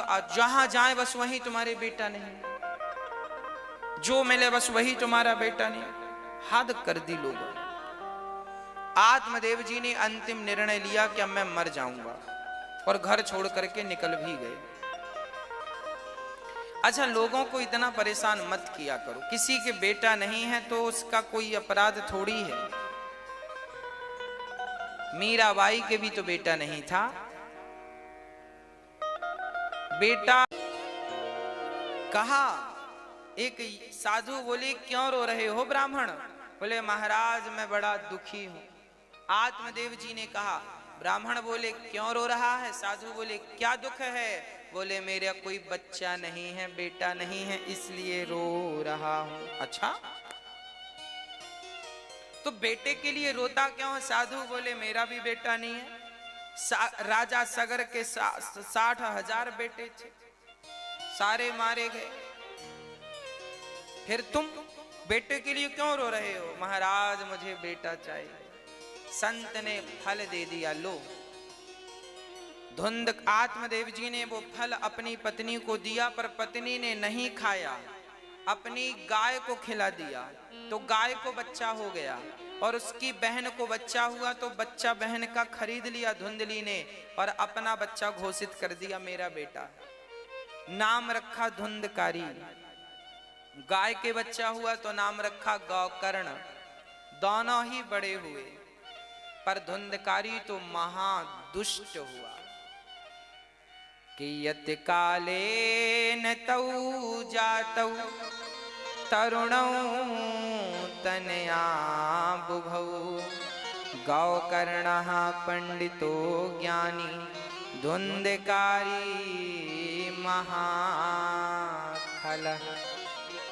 एक दिन धुंधकारी ने अपने पिता को लाठियां जमाई, 2-4 मारा। देखो, बेटा बाप को मारता, बेटा। जमाना वो था कि पिता ने आज्ञा दी तो बेटा वनवास चला जाता था 14 साल के लिए। राम जी गए। आज का बेटा तो पिता पे केस कर देगा कि पागल हो गया है पिता, मुझे वनवास भेज रहा। कई बेटे मेरे पास आते हैं। एक बेटा मेरे पास आया, बोला, गुरुजी मेरे पिता ने कुछ नहीं दिया, मेरे पिता ने मुझे कुछ नहीं दिया, 1 रुपया नहीं दिया, ना रहने को घर दिया और घर से निकाल दिया। मेरी पत्नी है, बच्चे हैं, और पिता ने घर से निकाल दिया, मेरे पिता ने कुछ नहीं दिया। मैंने उस बेटे से कहा, बेटा तू ये क्यों कहता है कि तेरे पिता ने तुझे कुछ नहीं दिया? अरे ये जो मनुष्य का तन दिया है, ये तेरे पिता का ही तो दिया हुआ है। ये क्यों भूल गया कि तेरे द्वारा तेरा शरीर तुझे नहीं मिला, तेरे पिता के द्वारा तेरा शरीर तुझे मिला।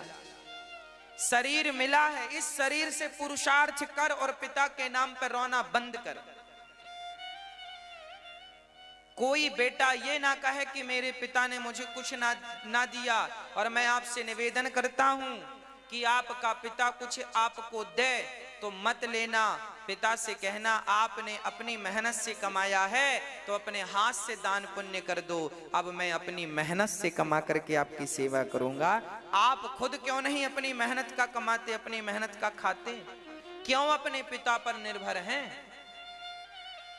बहुत सारे बेटे पिता पर निर्भर हैं, पर शास्त्र कहते हैं, उत्तमम स्वाजितम वित्तम मध्यमम पितुरर्जितम अधमम भ्रातृ वित्तम चा स्त्री वित्तम अधमाधमम।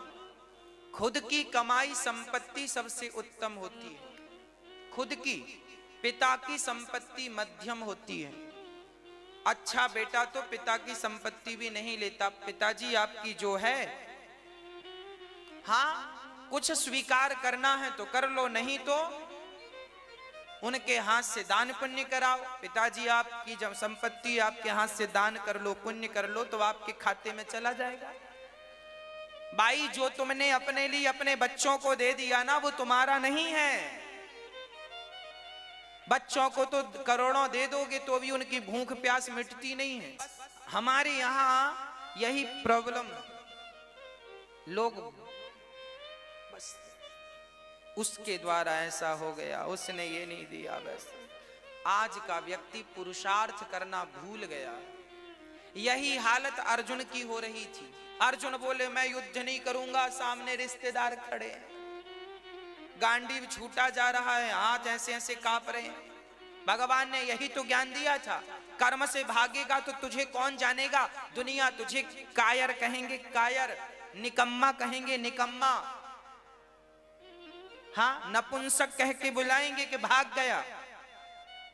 और तू यदि आज यहां अपने कर्म में लग करके यदि युद्ध किया, कर्म का पालन कर, कर्म कर, कर्म ही तेरा कार्य है, कर, कर्म किया भगवान के कहने से, कर्मण्येवाधिकारस्ते। आज दुनिया अर्जुन का नाम बड़े आदर से लेती है ना। देखो, यदि आपसे कोई कहे कि आप रावण हो तो आपको बुरा लगता है कि नहीं? बोलो हाँ या ना। हाँ, जबकि रावण लंकापति था, इतना बड़ा आदमी था, आपको इतने बड़े आदमी की उपाधि दी गई और आपको बुरा लगना। और कोई आपसे कहे कि आप अर्जुन हो तो आपको अच्छा लगेगा कि बुरा? हाँ, अच्छा लगेगा।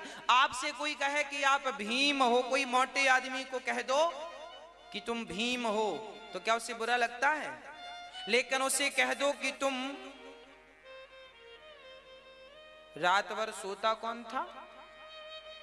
कुंभकर्ण, पूरी रात पूरा दिन महीनों सोता था।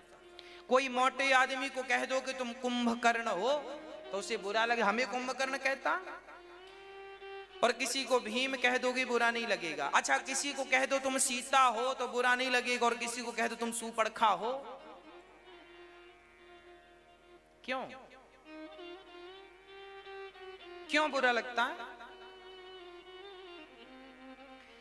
किसी को कह दो कि दुर्योधन हो तुम, बुरा लगेगा कि नहीं? और किसी को कहे अर्जुन हो, बुरा नहीं लगेगा। क्यों? क्योंकि दुर्योधन पाप के साथ खड़ा था, जबकि अर्जुन कृष्ण के साथ खड़ा था, जो भगवान के साथ खड़ा था। आज भी हम उसके जैसा बनना चाहते हैं, जो पाप के साथ सदियों पहले खड़ा था, हम आज तक उसके जैसा बनना, वो रावण ही क्यों ना हो। आज कोई माँ बाप अपने बेटे को रावण बनाना नहीं चाहेंगे, भले वो इतना विद्वान था, भले वो इतना लंकापति था, उड़ता था विमानों पर, फिर भी कोई रावण बनाना नहीं चाहता। इसका अर्थ यही है कि आप कर्म को छोड़कर ना भागें। रावण अपना धर्म छोड़ के भाग गया, पराई नारी को घर में ले आया। दुर्योधन भी कर्म से भागा, ईमानदारी से उसका गुजारा नहीं हुआ तो पांडवों की संपत्ति पर भी कब्जा कर लिया। और जब जब गलत किया, जिसने गलत किया, सर्वनाश हुआ। इसलिए प्रार्थना है, खुद की कमाई खाइएगा। पिता पर रोने से अच्छा है खुद की कमाई खाओ। आज आत्मदेव जी को धुंधकारी ने मारा, पैसा दो। आत्मदेव जी ने कहा सारा पैसा तूने उड़ा दिया। नहीं दिया, लाठियां बरसाई धुंधकारी ने पिता पर। देखो जरा, ये गति है बेटों की। आज भी ये चीजें देखने को मिलती हैं। जिसके माता पिता पैसे वाले हैं वो बेटे सेवा करते हैं, और बेटों को पता चल जाए कि माँ के पास अब कुछ नहीं बचा, पिता के पास कुछ नहीं बचा, तो जैसे किसान बूढ़े बैल को घर से निकाल देता है, से आजकल बूढ़े माँ बाप को बच्चे घर से निकाल देते हैं। बहुत सारे बच्चे ऐसे हैं जो सेवा करते हैं, मैं उन्हें प्रणाम करता हूँ। जो नहीं करते, ये बातें सिर्फ उनके लिए। हाँ, आज गौकर्ण, जब आत्मदेव जी रोए पिता को मारा धुंधकारी ने, तो गौकर्ण जी आए और गौकर्ण जी ने कहा, पिताजी क्यों रो रहे हैं? बेटा मुझे मारा है धुंधकारी ने। तब गौकर्ण जी ने ज्ञान दिया। उन्होंने कहा कि देहे स्थिमांस रुधिरे भीमतिं त्यजत्वं जाया सुतादिषु सदा ममतां विमुञ्च पश्यानिशं जगदिदं क्षणभङ्गनिष्ठं वैराग्यरागरसिको भवभक्तिनिष्ठा। गौकर्ण जी ने अपने पिता से कहा, पिताजी क्यों रो रहे हैं? कहा मेरे बेटे ने मारा है। गौकर्ण जी ने कहा, पिताजी कौन किसका बेटा है और कौन किसका पिता? 5 कर्मेंद्री, 5 ज्ञानेंद्री, ये ज्ञान ही हमारी 5 स्त्रियां हैं। कौन कौन? धुंधकारी 5 चीजों का गुलाम था। सच कहें तो गुलाम तो हम भी इन्हीं 5 के हैं। कौन सी हैं ये 5 चीजें? गुलामी करता है इंसान पूरी जिंदगी अपनी आंखों की। आंख चाहती है देखना। आप कोठी बंगला बनवाते हो तो देखने के लिए ही तो महंगा महंगा पत्थर लगवाते हो, आंखों को संतुष्टि मिले। अब अंधा आदमी भला क्यों लगवाएगा इटालियन पत्थर? उसे अंधे को तो दिखना ही नहीं है कुछ। यदि हमने लाखों रुपए खर्च किए हैं तो केवल इन आंखों के लिए, मतलब आंख के लिए परेशान हो रहे हैं लोग। सारी दुनिया, ये सारी चमक किन के लिए है? आंख वालों के लिए ही तो है। अंधों को चमक से करना क्या है? पूरी जिंदगी आदमी चमक की तरफ भागता है, आंख ही तो आपको दौड़ाती है। बोलो हाँ या ना? पहली गुलामी हम आंखों की करते हैं। आंख दौड़ाती है, अच्छा अच्छा देखना है, चलो जहां मिले वहां देख लो। अच्छा हाँ? इस दुकान में पत्थर पसंद नहीं आया, दूसरी दुकान चलो। आंख कहती है अच्छा वाला देखो, अच्छा वाला लाओ। आंख कहती है ये लड़की पसंद नहीं है, ये अच्छी लग रही है, ये अच्छी, इससे अच्छी है। आंख ही तो कहती है कि सुंदर पत्नी हो, आंख ही तो कहती है सुंदर पति हो। नहीं, अंधे आदमी को तो कैसी भी मिल जाए सो मिल गई। परेशानी तो निकम्मी आंख की है। आंख को चाहिए गोरी पत्नी, गोरा पति। हाँ, तो ये गुलामी किसकी है? सारी जिंदगी ये आंख हमें परेशान करती। अच्छा दिखाओ, अच्छा दिखाओ। इसलिए सूरदास जी अंधे थे। एक बार बिहारी जी के मंदिर में सूरदास जी आए तो वहां से किसी पुजारी ने कह दिया कि सूरदास जी तुम तो अंधे हो, क्यों आते हो बिहारी जी का दर्शन करने? तुम्हें तो कुछ दिखता नहीं है, तुम तो बिहारी जी को देख नहीं सकते। तब सूरदास जी ने कहा कि पुजारी जी हम अंधे हैं, हमारे बिहारी जी थोड़ी अंधे हैं। हम उन्हें नहीं देख सकते तो क्या हुआ, वो तो हमें देख सकते हैं। और हम उन्हें देखने नहीं आते, बस वो हमें देख लें इसलिए हम आते। आप भी वृंदावन बिहारी जी का दर्शन करने आया करो, तो आप बिहारी जी को देखने मत आया करो। हे बिहारी जी, हम आपको क्या देखेंगे? आप एक बार हमें देख लो, हम आपको क्या पकड़ेंगे? एक बार आप हमें पकड़ लो बस। इसलिए केवट ने जब राम को नाव पर बिठाया तो केवट ने नाव को जानबूझकर डगमग डगमग डुलाया। राम जी बोले धीरे चल, मुझे तैरना नहीं आता। तो केवट ने अपना हाथ बढ़ा दिया, लो तैरना नहीं आता ना, मेरा हाथ पकड़ लो। केवट तू भी तो राम को पकड़ सकता था। केवट बोला, राम यदि मैंने आपको पकड़ लिया होता तो मैं तो कभी भी छोड़ सकता हूं ना आपको, पर आपने जिसे एक बार पकड़ लिया सो आप कभी नहीं छोड़ते, इसलिए आप पकड़ लीजिए। इसलिए पहले भगवान कृष्ण को पूतना ने पकड़ा, और जब पूतना ने कस के पकड़ लिया तब फिर भगवान ने भी कस के पकड़ लिया। और बाद में पूतना ने पकड़ा तो पूतना तो छोड़ दी, बालक छोड़ दे। और भगवान ने कहा देखो अब हमने भी तुम्हें कस के पकड़ लिया, तुमने तो छोड़ दिया पर हमारी पकड़ छूटती नहीं है, जिसे पकड़ लेते हैं छोड़ते नहीं हैं। पकड़ लिया गोविंद ने। तो प्रिय भक्तों, झंझट किसका है? आंख का। इसलिए आंख से बस आंखों से कहो, आंखों को इंतजार है सरकार आपका, आंखों को इंतजार है सरकार।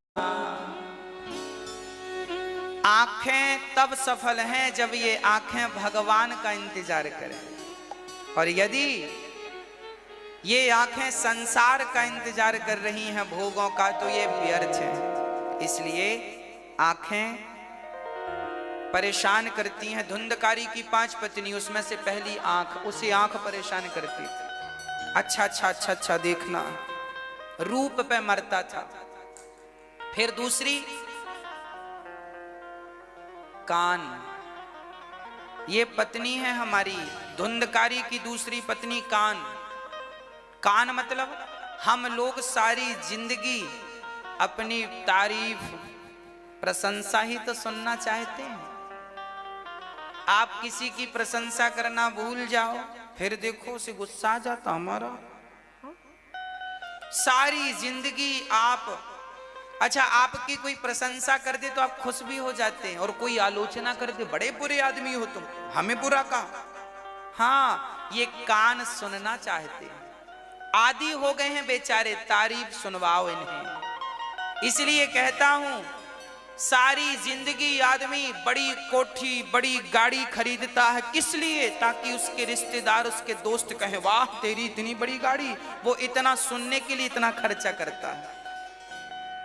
अरे जीवन का गुजारा तो 10 लाख की गाड़ी में भी हो जाए, पर 50 लाख की गाड़ी क्यों खरीदता है आदमी? इसलिए कि उसके दोस्त उसके फ्रेंड ये कहें वाह तेरे पास ये है, तारीफ करें कि यार तू बड़ा आदमी है। इसलिए कहता हूं कि कान से अपनी तारीफ नहीं, कान से सिर्फ गोविंद की कथा सुना करो, इन्हीं से कानों की सार्थकता है। केवल कथा, केवल कथा। धुंधकारी ने कानों को कथा के लिए नियुक्त नहीं किया, धुंधकारी ने कानों को केवल निंदा चुगली अपनी बड़ाई यही सुनता रहा। कई लोग ना निंदा सुनने के आदी हो जाते हैं। उन्हें सुनाओ पड़ोसी कैसा है, वो कैसा है, उसका कैसा हुआ, उसको बताओ से बड़ा मजा आता है। 1-1 घंटे लोग बकवास करते हैं, व्यर्थ की फिजूल की बातें। हाँ, ये कान का दुरुपयोग है। निश्चित भगवान तुम्हें किसी जन्म में बहरा बना के भेजेगा, क्योंकि कान का तो तुमने स्पर्श करना चाहती है, टच करना चाहती है। सारी दुनिया, सारे जिंदगी केवल भोगों की तलाश में निकल जाती है। पूरी जिंदगी आदमी भोग भोगता है, फिर भी भोगों से कभी मन निकलना चाहता नहीं। सच कहूं, इन 5 लोगों ने हम सबको ठगा है। इन 5 ने, इस दुनिया में ऐसा कोई नहीं जन्मा जिसको इन 5 ने ठगा ना हो। पूरी जिंदगी निकाल दी इन 5 की गुलामी में। मिला क्या? सिर्फ बुढ़ापा मिला। क्या मिला? भोग भोग के क्या मिला? जवानी निकल गई खाते पीते भोग भोगते। अब क्या मिला? बुढ़ापा। वो भी बुढ़ापा कैसा? बुढ़ापा लंगड़ा होता है। बुढ़ापा में बूढ़ा आदमी दौड़ तो सकता नहीं, धीरे धीरे लाठी लेके चलता है।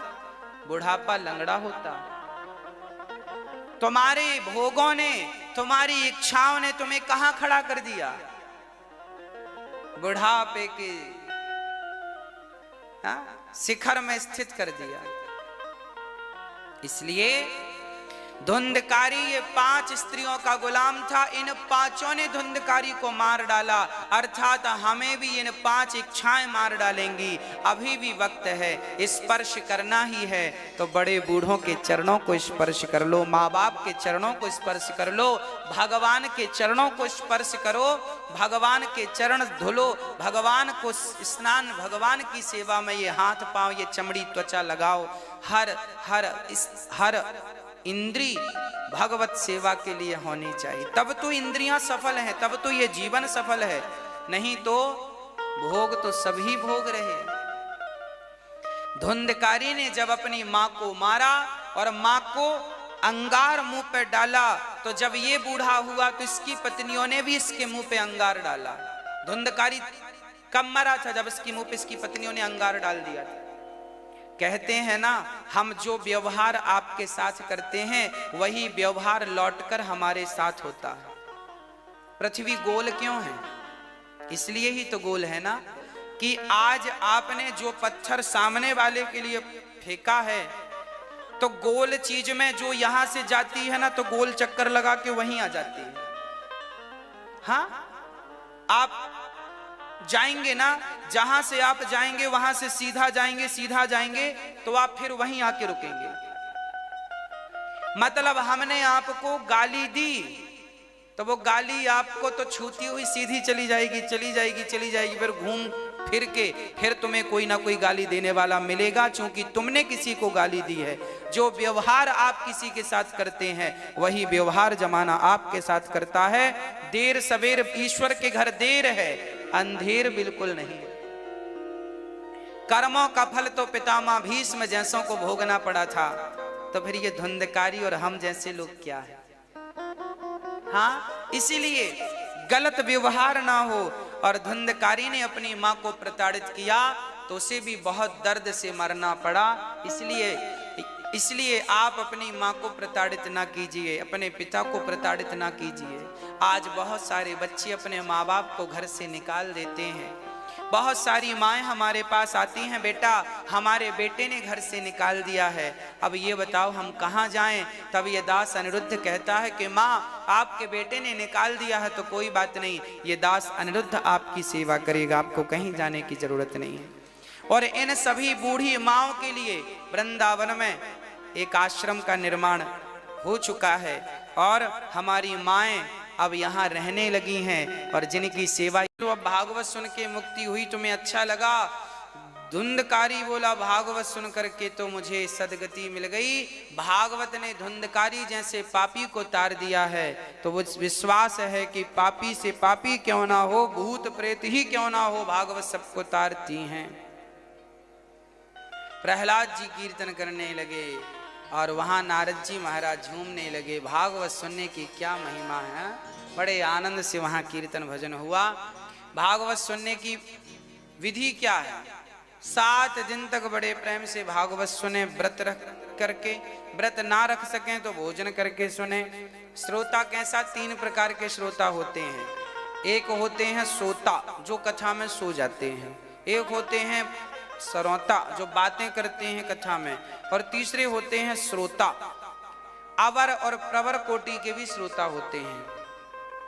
अवर कोटि के, उच्च कोटि के श्रोता, और एक बैल कोटि के भी श्रोता होते हैं।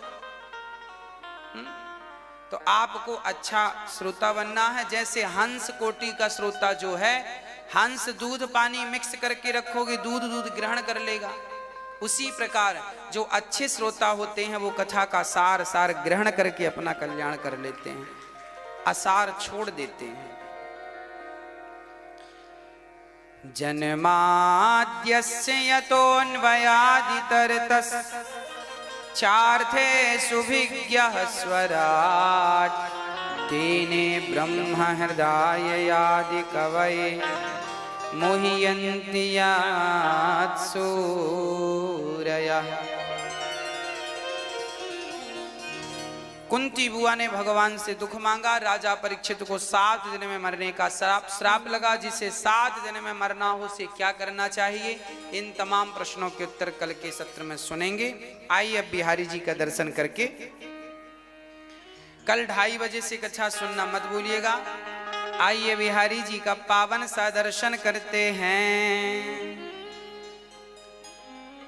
हाँ,